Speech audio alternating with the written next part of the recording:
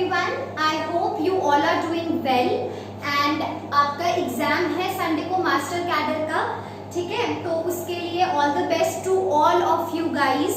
और अभी इस वीडियो में जो आपका संडे को एग्जाम आ रहा है मास्टर कैडर पंजाब का, उसके लिए हम प्रीवियस ईयर क्वेश्चंस जो है वो सॉल्व करने जा रहे हैं। And I want all of you to just learn these answers because repetition of the question is found in the master cadre exam। तो सबसे ज्यादा इंपॉर्टेंट चैप्टर हमारे पास कोऑर्डिनेशन कंपाउंड्स, केमिकल बॉन्डिंग रहेंगे। उसके अलावा जो ESR मॉस्बर है, ये बहुत छोटे चैप्टर्स हैं और इनमें से एक एक क्वेश्चन तो आता ही है। तो इसको अच्छे से रिवाइज करके जाना, इनको अच्छे से सॉल्व करके जाना। All the very best of to for your exam. और फर्स्ट क्वेश्चन जो हमारे पास हम सॉल्व करें वो आया था न्यूक्लियर केमिस्ट्री में से, जिसमें हमसे पूछा गया था कि एक्टिवेशन जो है न्यूक्लियस का किसकी मदद से किया जाता है। तो आपको पार्टिकल्स पता है न्यूक्लियर केमिस्ट्री में जो हमारे पास अल्फा, बीटा, गामा पार्टिकल्स ये एमिट होते हैं। उनमें से अल्फा पार्टिकल जो है उसको हम यूज करते हैं न्यूक्लियस को एक्टिवेट करने के लिए। तो ये हमारा मेमोरी बेस्ड क्वेश्चन था, इसका आंसर फर्स्ट हो जाएगा। नेक्स्ट क्वेश्चन जो है, ये सारे मेमोरी बेस्ड क्वेश्चन थे, इसलिए मैंने एक जगह पे आपको इकट्ठे करवा रही हूँ। यहाँ पे हमारे पास नेक्स्ट क्वेश्चन था जो है मेटलर्जी में से, और उसमें पूछा गया था कि कौन सा मेटल है जो हमारे पास बेयर प्रोसेस है वो किस मेटल को एक्सट्रैक्ट करने के लिए यूज किया जाता है। तो आपको याद रखना है bear process is used for the extraction of aluminium. अगर आपसे पूछा जाता है कि जो एल्यूमिनियम है उसकी कौन सी ओर है जिससे उसको एक्सट्रैक्ट किया जाता है, तो दैट इज बॉक्साइट, और उसका फॉर्मूला क्या है, एल्यूमिनियम ऑक्साइड डॉट 2H2O, ठीक है। और बेयर प्रोसेस वो नाम है, बेयर प्रोसेस का नाम है जो कि यूज किया जाता है for the extraction of aluminium from its ore, और उसकी ओर कौन सी है, बॉक्साइट ओर है उसकी। नेक्स्ट क्वेश्चन हमसे पूछा गया था पीओपी, ये 2 पेपर्स में रिपीट हुआ है क्वेश्चन। प्लास्टर ऑफ पेरिस का फॉर्मूला क्या है, इसकी पिछली वीडियो में मैंने आपको जो मास्टर कैडर में जिसमें हमने एक और प्रीवियस ईयर पेपर सॉल्व किया था, वहां मैंने आपको बताया था कि calcium sulphate dot half H2O POP का करेक्ट फॉर्मूला है। तो ये इसका आंसर हो जाएगा, फॉस्जीन गैस होती है और उसका करेक्ट फॉर्मूला हमारे पास क्या है, कार्बन ऑक्सीडाइक्लोराइड। इसका स्ट्रक्चर कैसा होता है, carbon doubly bonded with oxygen, 2 chlorine साथ में, ठीक है। तो ये इसका हमारे पास करेक्ट आंसर रहेगा। ये चारों के चारों मेमोरी बेस्ड क्वेश्चंस थे जो इनऑर्गेनिक केमिस्ट्री में से पूछे गए थे। नेक्स्ट क्वेश्चन पे चलते हैं। ये थे हमारे पास कोऑर्डिनेशन कंपाउंड से, और ये क्वेश्चन था हमारा ऑर्गेनोमेटालिक कंपाउंड्स में से। देखो ओएमसी में से पिछले पेपर में भी जो क्वेश्चन आया था वो इफेक्टिव एटॉमिक नंबर पे आया था, और इस पेपर में भी जो क्वेश्चन आया था वो आया है इफेक्टिव एटॉमिक नंबर से।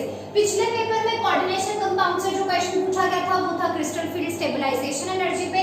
इस पेपर में भी CFSE पे पूछा गया है। इनफैक्ट आपको देखना पड़ेगा कि वहां पिछले पेपर में फर्क क्या था, K3 FeCN6 कॉम्प्लेक्स था या K4 FeCN6 कॉम्प्लेक्स है, तो कॉम्प्लेक्स भी वो चेंज नहीं करते, ऑलमोस्ट सेम सा कॉम्प्लेक्स देते हैं। वहां आयरन फैमिली का क्वेश्चन था Fe3CO12। इस पेपर में आयरन की फैमिली में रुथेनियम ले लिया, ठीक है। तो बस आपको वो क्या करते हैं, आसपास ही रखते हैं कॉन्सेप्ट के। तो इस वजह से PYQs अच्छे से करके जाने हैं। जो CFSE है K4 FeCN6 की कैसे फाइंड करोगे, सबसे पहले इसमें आयरन की ऑक्सीडेशन स्टेट हमें पता होनी चाहिए जो कि +2 है। सिस्टम कैसा है, D6 है ना, और लो स्पिन या हाई स्पिन, क्योंकि साइनाइड स्ट्रॉन्ग फील्ड लिगेंड है तो सिस्टम कैसा हो जाएगा, it will be a low spin system. Iron में D6 लो स्पिन सिस्टम की अगर मैं स्प्लिटिंग करूं तो सभी के सभी इलेक्ट्रॉन्स कहां प्रेजेंट होंगे, T2G सेट में, ठीक है। तो CFSE की वैल्यू कितनी आ जाएगी, फॉर्मूला क्या है, -0.4 into number of electrons in the T2G set. यहाँ पे T2G सेट में कितने इलेक्ट्रॉन्स हैं हमारे पास, +0.6 into number of electrons in TG set. तो T2G सेट में 6 इलेक्ट्रॉन्स हैं और 0.6 हमारे पास यहाँ पे 5 इलेक्ट्रॉन्स है।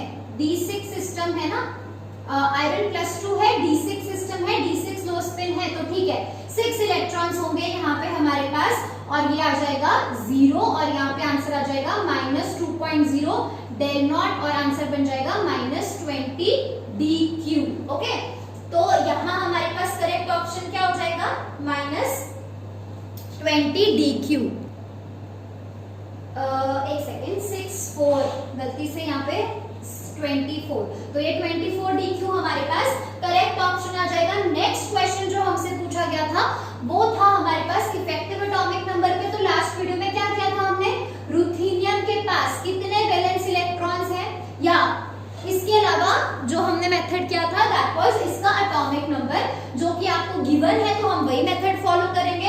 एटॉमिक नंबर रुथेनियम का 44, और कितने रुथेनियम गिवन है आपको, 3 रुथेनियम गिवन है, तो उसको उसके एटॉमिक नंबर के साथ हम मल्टीप्लाई करेंगे और हमारे पास आंसर कितना आ जाएगा, 132, राइट। उसके बाद हमारे पास क्या है, 3 मेटल मेटल बॉन्ड से इलेक्ट्रॉन्स कितने आएंगे, 6, और इसके अलावा हमारे पास 12 कार्बोनिल गिवन है, तो इससे हमारे पास 24, तो ये टोटल कितना हो जाएगा हमारे पास 162। और फिर हम क्या करेंगे, 162 को हमें डिवाइड करना है बाय नंबर ऑफ मेटल। कितने मेटल है, 3, इसको 3 के साथ डिवाइड कर दो, आपका आंसर कितना आ जाएगा, दैट विल बी 54। ठीक है, तो करेक्ट आंसर हमारे पास इसका क्या हो जाएगा, इफेक्टिव एटॉमिक नंबर कितना आ गया रुथेनियम के केस में, that is 54। Okay, next question जो आया था दैट वाज 2 क्वेश्चंस थे, ये दोनों कोऑर्डिनेशन कंपाउंड से पूछे गए। देख लो इसी पेपर में 3 क्वेश्चन तो हमारे पास कोऑर्डिनेशन कंपाउंड्स में आ गए। एक अभी किया CFSE का क्वेश्चन, फिर कोऑर्डिनेशन नंबर पे पूछ लिया, फिर उसके बाद इस केस में ज्योमेट्री पूछ ली। तो कोऑर्डिनेशन नंबर फाइंड करना है यूरेनियम का, ऑक्सीजन 2 प्रेजेंट है, ये होता है मोनोडेंटेट लिगेंड। ऑक्साइड कैसा है, मोनोडेंटेट लिगेंड, और ये कौन सा लिगेंड है, ऑक्सालेट। ऑक्सालेट फ्लेक्सीडेंटेट होता है, और फ्लेक्सीडेंटेट लिगेंड जो है ट्रांजिशन मेटल्स के साथ तो कैसे बिहेव करता है, मोनोडेंटेट, पर F ब्लॉक के साथ कैसे बिहेव करता है, एज अ बाइडेंटेट लिगेंड। तो ऑक्सालेट यहाँ कैसा हो गया, it is a bidentate ligand. तो कोऑर्डिनेशन नंबर हमारे पास सिंपली क्या होता है, कितने नंबर ऑफ लिगेंड्स प्रेजेंट है मल्टीप्लाइड बाय उनकी डेंसिटी क्या है। तो basically it is number of ligands multiplied by the density.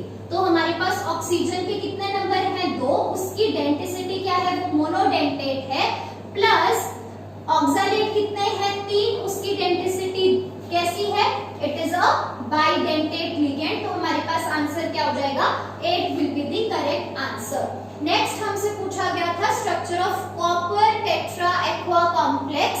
Coordination number 4 है, तो या तो स्क्वायर प्लेनर हो सकता है या टेट्राहेड्रल, पर ऐसा लगता है D के ऑर्बिटल्स फिल करने के बाद, क्योंकि कॉपर +2 में प्रेजेंट है, D9 सिस्टम हो जाएगा, तो आपको ऐसा लगेगा कि D ऑर्बिटल्स तो सारे फिल हो गए इस केस में, है ना। तो ये हमारे पास S और P बचा, sp3 हाइब्रिडाइजेशन हो जाएगी। सिस्टम कैसा होगा, टेट्राहेड्रल, पर मैंने बताया था कॉपर का सिस्टम एक्सेप्शनल केस है, यहाँ आपके पास sp3 नहीं होता, हाइब्रिडाइजेशन होती है dsp2। कैसे, ये वाला जो इलेक्ट्रॉन है आपका, ये 4d ऑर्बिटल में शिफ्ट कर जाता है, उसकी वजह से ये वाला d ऑर्बिटल जो है हमारे पास वेकेंट रह जाता है, और फिर उसकी वजह से dsp2 हाइब्रिडाइजेशन, और स्ट्रक्चर हमारा सही कौन सा हो जाएगा, that will be the square planar complex. Okay, तो all the best for your exam, अच्छे से अटेम्प्ट करना। सबसे ज्यादा इंपॉर्टेंट जो है एग्जाम में वो रहेगा आपका कॉन्फिडेंस। जितना ज्यादा आप एग्जाम को लेके कॉन्फिडेंट रहोगे, अपने आप पे जितना भरोसा रखोगे, उतना ज्यादा अच्छा स्कोर करके आओगे। पैनिक बिल्कुल भी नहीं करना है, जितनी तैयारी हो गई है एग्जाम को लेके, जितने क्वेश्चन सॉल्व हो गए हैं, they are more than enough. Just remember one thing कि अगर आपने हार्डवर्क किया है और अगर आपने मेहनत की है तो आपका एग्जाम डेफिनेटली क्लियर हो जाएगा। कोई भी आपको पैनिक करने की जरूरत नहीं है, ठीक है। अच्छे से बहुत कंसंट्रेशन से एग्जाम को फोकस करना। एग्जाम पे ऐसा नहीं होना चाहिए कि आपके दिमाग में उस टाइम पे कोई और बात चल रही हो। आपके सामने पेपर होगा, पेपर के क्वेश्चंस, बस उसी क्वेश्चंस को आपको एक एक करते अटेम्प्ट करते रहना है। शुरू में क्या हो सकता है आप ऐसे क्वेश्चन पे आपकी नजर चली जाए जो आपको नहीं आता, या आपने पहले 5 क्वेश्चन सॉल्व किया और आपसे एक भी सॉल्व नहीं हुआ, तो वहां पर कॉन्फिडेंस बहुत डाउन चला जाता है। But just remember one thing, अगर आपने मेहनत की है और अगर आपने अच्छे से दिल से तैयारी की है, तो अगर जो क्वेश्चन आपसे सॉल्व नहीं हो रहा, तो वहां बैठे क्लास में या इंडिया में बैठे जितने भी स्टूडेंट्स हैं जो ये पेपर दे रहे हैं, वो किसी से भी सॉल्व नहीं होने वाला, क्योंकि आपने तैयारी की है, आपने मेहनत की है, आपसे नहीं सॉल्व हुआ तो दैट मीन्स क्वेश्चन काफी डिफिकल्ट आया है, उसको छोड़ देना, अगले क्वेश्चन पे जाना, फिर नेक्स्ट पे जाना। धीरे धीरे आपको रियलाइज हो जाएगा कि यस आपको आता है पेपर, आपसे सॉल्व हो रहे हैं क्वेश्चन, वहीं से आपका कॉन्फिडेंस इंक्रीज होगा। पर अगर बाय चांस ऐसे हो गया कि इकट्ठे 2-3 क्वेश्चन ऐसे आ गए ना जो आपको नहीं आते, घबराना नहीं है, बिल्कुल भी नहीं घबराना, अच्छे से तैयारी करनी है, अच्छे से पेपर अच्छे से तैयारी की है तो अच्छा पेपर ही होगा। Okay, all the very very best for your exam.